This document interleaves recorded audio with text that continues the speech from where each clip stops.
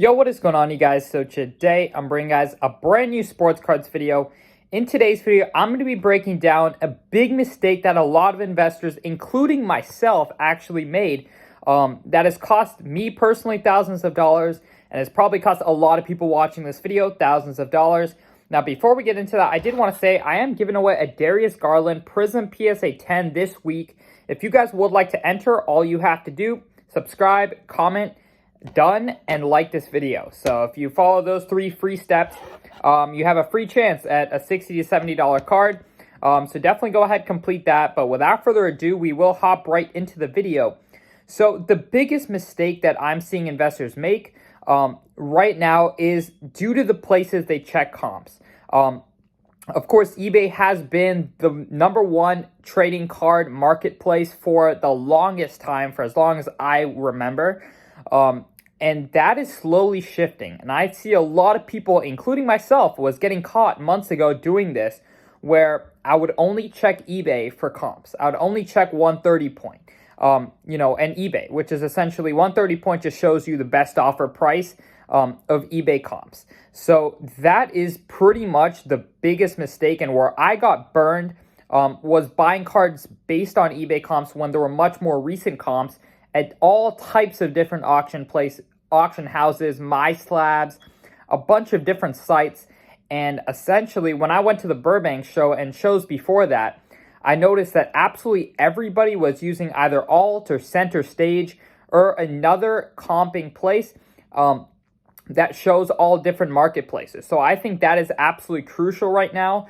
That is definitely one mistake that I see a lot of people making still. If you're a little bit old school and still on eBay, you're definitely got to catch up, because at some point you could be missing out on great deals. First of all, if people are going based on eBay comps, and there's a recent auction that just did 30-40% more.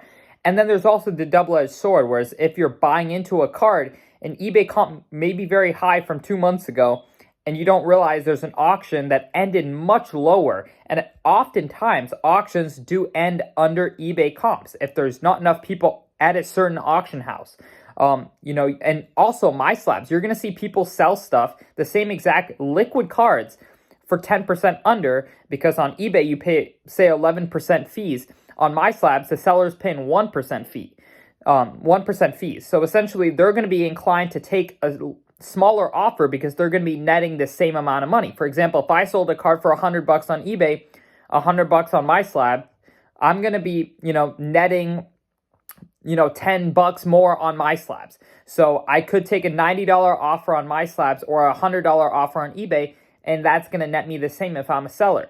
So what tends to happen is that my Slabs comps come under eBay comps. Now, if you're going on Alt or Center Stage and you're seeing every single comp on my Slabs and eBay, what you can do is use that my Slabs comp to get you a better deal when you're buying a card, right? You don't want to be going off of the eBay comp. You're going to want to go off of the my Slabs comp, and then you can get priced under that. So it's a great way to make a lot of money in terms of buying stuff for the proper values. And especially, when you're selling stuff, when you're buying stuff, just everything to know what all the comps are. It's always good to have as much knowledge about the card, when this card sold at what time and what grade.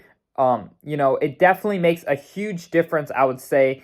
And then another thing that I really wanted to talk about in this video is people that are not taking advantage of trading in the hobby. Trading has been my personal way to make, my margins recently. I definitely think trading is probably the easiest way to liquidate out of any card right now that is over $1,000. I've had not too much luck recently, to be honest, selling cards for cash. I know it's a very cash dry market right now. Of course, we're going through a recession. Sports cards have not been performing the best in the last year or so. And so what happens is a lot of cash is just dried up. However, a lot of people are still always making trades. And what I personally have been doing is buying into cards on auction houses, low pop cards, cards that I believe are still going to hold up really great in the long term. They may not have many comps, but it could be a really big collector's card, like a gold card, an autograph, a cool looking card. And you're going to see collectors and investors even, trade up to that card. And oftentimes they give you partial cash, they give you partial trade. And essentially what I do is I trade out of those very hard to move collector's cards, and I trade into cash plus liquid cards, and I get a much better value on my money. So if I buy a card for $5,000, I believe the true market's $7,000 or so. If it ends low at an auction house, or if there's another eBay comp that maybe came in at $7,500, and you can kind of use that to trade yourself if the person wants your card. So if you're buying sought after cards that are low pop, great investments for a lot of collectors and just great eye appeal, you can get great trade value out of it, and you can get a lot of liquid cards that you can move pretty fast. So I've realized that trading down is probably the way to go in this market. I do trade up as well, but I definitely think if you're not taking advantage of that and you're trying to go out and find these cash buyers and you're having no luck, you're definitely making a mistake by not looking into trading down for liquid cards and just getting rid of the liquid cards. I think that's probably the easiest way to go about the market right now. That is from my personal experience. Of course, if a lot of people are dealing with cards that are under $500, maybe a few $100, you can probably sell those quite fast. I'm personally speaking for more of a $1,000+ card range, because that's where I see a lot of resistance in the market right now. A lot of people are willing to spend a couple $100 on a card, with the chance to maybe flip it for more or whatever. But as soon as I go try to sell a $10,000 card, boom, it's very hard to find a full cash buyer on that. But with trades, I've been able to get 10,000 value out of it by taking half cash, half liquid cards, and just liquidate the liquid cards. And, you can make your money back from that way. But definitely the first thing I would do if I were you guys, and you're not on Alt or Center Stage or any single comp site, whether it's Card Ladder Pro, whatever it is that can show you all auction houses, all marketplaces, sales. I think that's huge. And then another thing I wanted to touch on was StockX and different other marketplaces that I see a lot of stuff getting bid on and a lot of stuff sitting for under comps. So on StockX, for example, if you place a bid, if the seller accepts that bid, say if I place a bid for $7,000 on a LeBron James Topps Chrome rookie card and a PSA 10. Now, any seller could go ahead and accept that bid, and it's automatically going to charge me, and the seller is going to ship my card to me. So a lot of times what happens when the market's changing a lot is that a lot of bids get left on for too long. If you don't cancel your bid, it's going to stay there for, I believe, around 3 months or at least 30 days, depending on how long you place your bid in for. So if a card goes down, you're honestly a lot of the time seeing that StockX bids are higher than eBay comps. So if you catch one of those bids on StockX, you could sell your card on StockX and it's locked in. You get your money. There's no refunds. There's no returns, which I really love about StockX. There's a lot of things that, of course, eBay provides. However, if you're selling on eBay all the time, I believe, one, it's very tough because of eBay's return policy. If the value goes down, for example, and some buyer wants to cheat you, they could hypothetically make up some scenario to where they didn't receive the card, or, the card was damaged, whatever it is, and get their money back. And now you're stuck with the card that's now worth less, even though you sold it at the right time. So I definitely suggest, selling in person, selling on, StockX, other places that really give you a little bit better of a cushion. And on top of that, you save a lot on fees. You can take smaller offers on my Slabs in person than you would take on eBay because, of course, you're saving on seller fees. So naturally, you're going to net more.